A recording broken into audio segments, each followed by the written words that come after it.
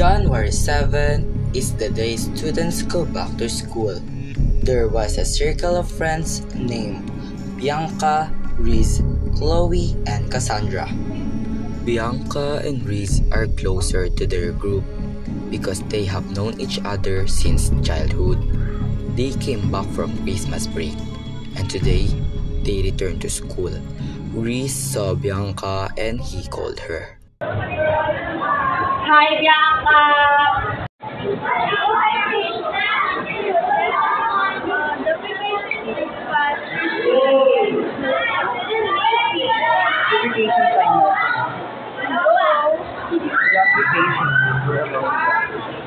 A little while later, Chloe arrived, but Cassandra is absent, and the class started.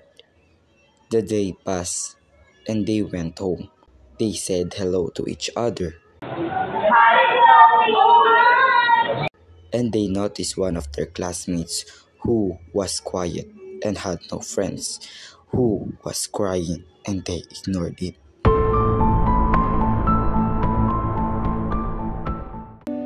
She is Bea. Bea went home sad to their house. She saw her father drinking alcohol and he was already drunk. But Bea didn't answer. Why you're late? Her father was out of his mind. He abused Ella. After that, he hit her. Bea fought back, and her father hit Bea's head against the floor, and Bea died.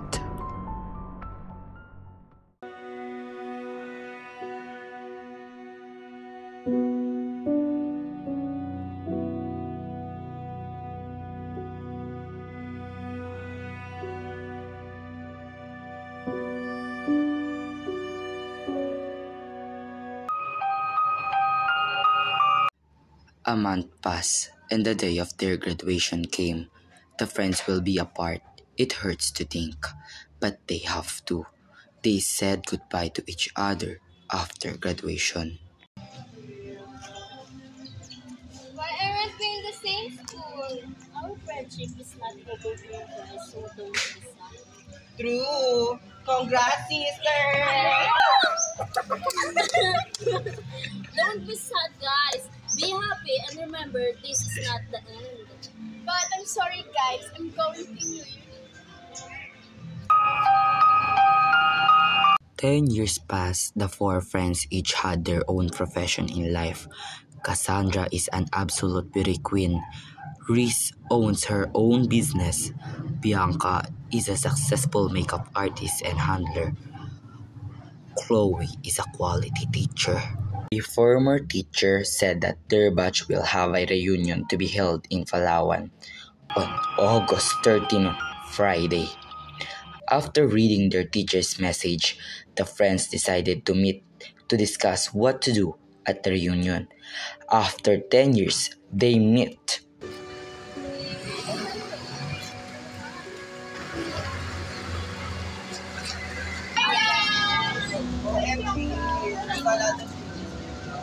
Well, we want to go every day, like maybe is this how it is? While they were talking, Reese thought about what happened to their classmate when they were still studying. He said their classmate had died and didn't know who. Yeah, I know that news, but I don't care. I also heard that news, so I don't want to go that way. What are you doing? It's been a long time. Don't talk about it. And you, Chloe, come with us. We'll see them after 10 years. True. Let's enjoy the night, sisters. The night after their meeting, Chloe had a nightmare that she was being dragged into the room. A while ago, she woke up and she's scared. Tomorrow is the day. They went to Cassandra's house early. Reese and Bianca arrived first, but Chloe was the last to arrive, and they left. While on the trip, everyone noticed Chloe's silence, but they don't mind it because they all know was Chloe's attitude. After a few hours, they finally arrived at Palawan. They were happy with the beautiful scenery. They immediately went straight to the event place. While they were having fun, Chloe saw Bea standing in a tree, so he told his friends not to go.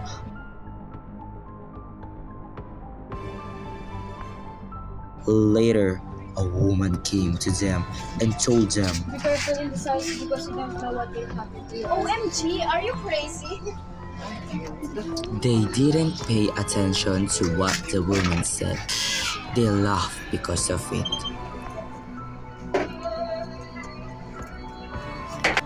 The whole day passed, and in the evening they sang happily. After a few hours, the rest of them went home, and only their friends were left because they decided to stay there. Guys, I'll just go to the bathroom quickly, I promise.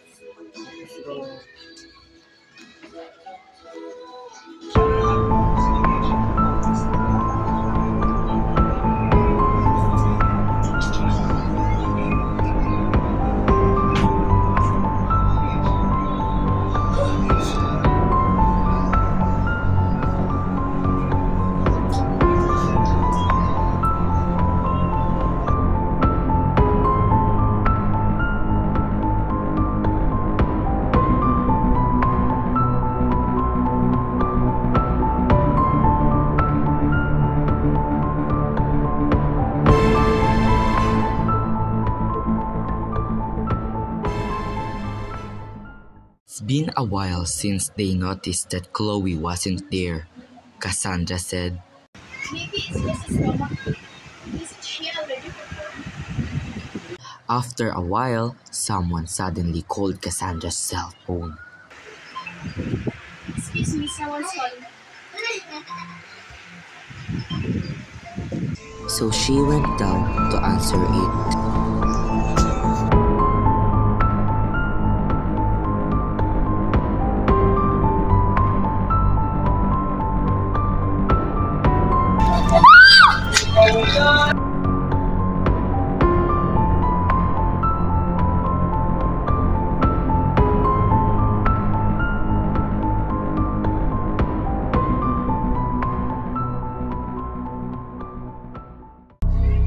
Reese and Bianca were left upstairs.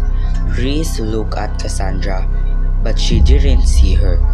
When she turned around, suddenly Bianca disappeared.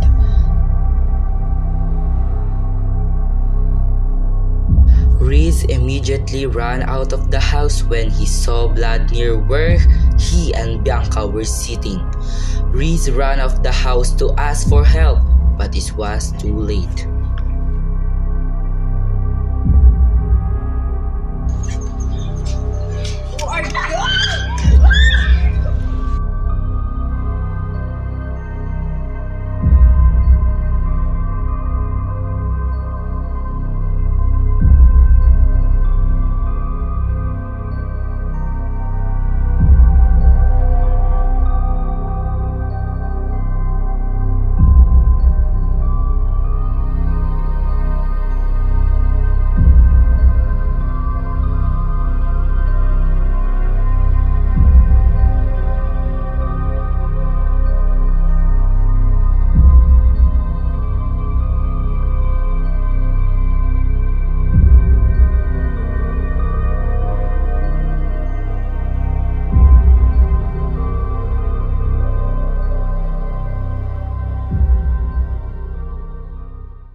Answer to the question of who their dead classmate was, it is Bea, because her own father killed her. Bea shows the people that she wants to stay away from their house because she doesn't want them to suffer from what her father did to her. The house they stayed in has a curse of death, so whoever lives in it will die. Bea is not to blame for everything, but she even helps to save the friends. With everything that happened, are you still to your reunion?